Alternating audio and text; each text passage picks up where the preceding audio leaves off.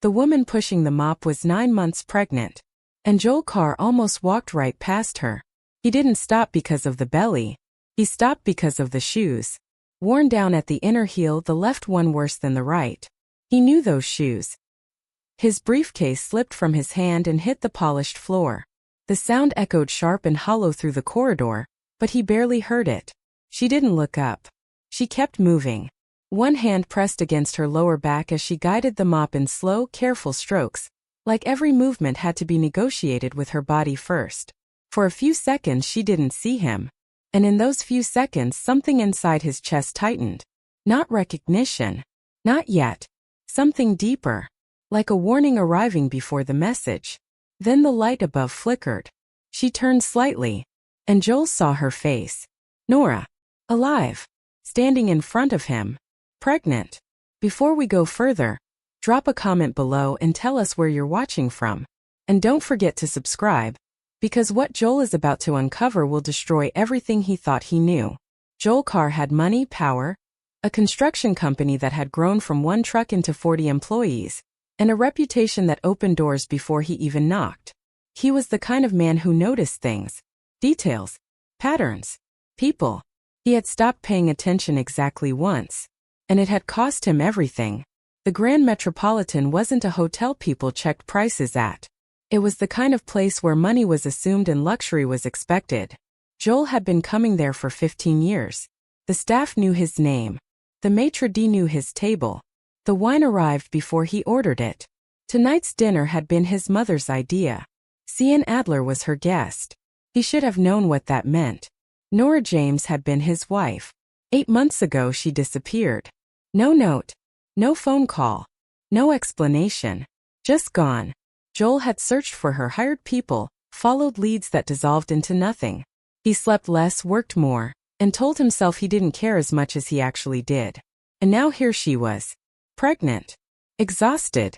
Wearing a red cleaning uniform and pushing a mop through a hotel corridor like she had never belonged anywhere else. Her face was thinner.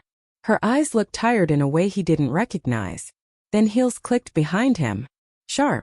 Precise. Intentional.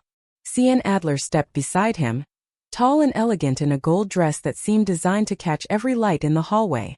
She followed his line of sight. Saw Nora. The uniform. The bucket. The belly. Her lips curved slightly. Not a smile. Something colder. Well, Cian said softly. Nora's grip tightened on the mop handle.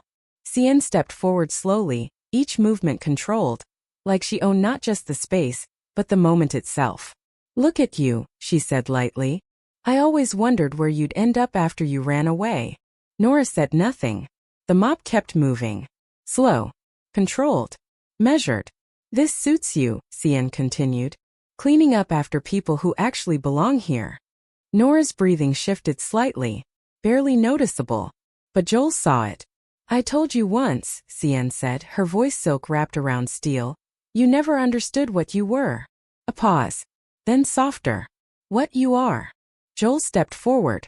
Cian. She ignored him. You're nothing, she said, eyes fixed on Nora. You always have been. Temporary. Convenient. Nora's hand moved instinctively over her stomach. Cian noticed. And smiled. That child, she said quietly, is going to grow up knowing exactly what its mother is. Nora's fingers curled against her stomach. Then pain crossed her face. Sharp. Sudden. Deep. Her grip slipped slightly on the mop handle. Joel moved instantly.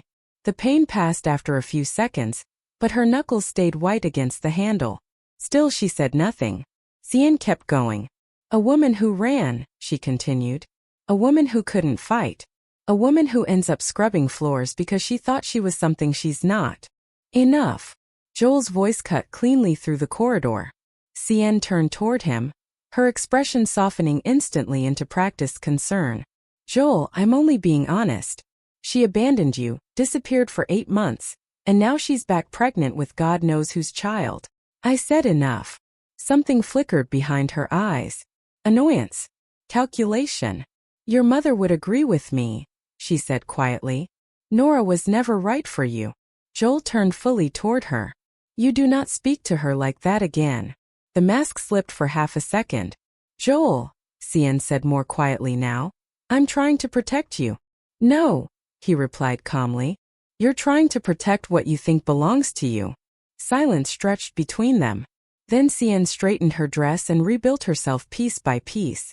You'll regret this, she said evenly. When she breaks you again. She turned and walked away, heels echoing down the corridor. She never looked back. Joel turned toward Nora. She stood completely still, one hand against her stomach, the other gripping the mop handle like it was the only thing keeping her upright. Her face was wet. She wiped the tears away quickly, almost angrily. Nora, he said softly. She shook her head immediately. Don't. She was wrong. A hollow laugh escaped her. Was she? She gestured faintly around them. I scrub floors. I live in a room with a shared bathroom. I have nothing. You're my wife. I was your wife. The words landed harder than anything Cian had said. I have to finish my shift, she added quietly, turning slightly away. I need this job. Joel reached for her arm. She flinched. Not subtly. Not instinctively. Sharply.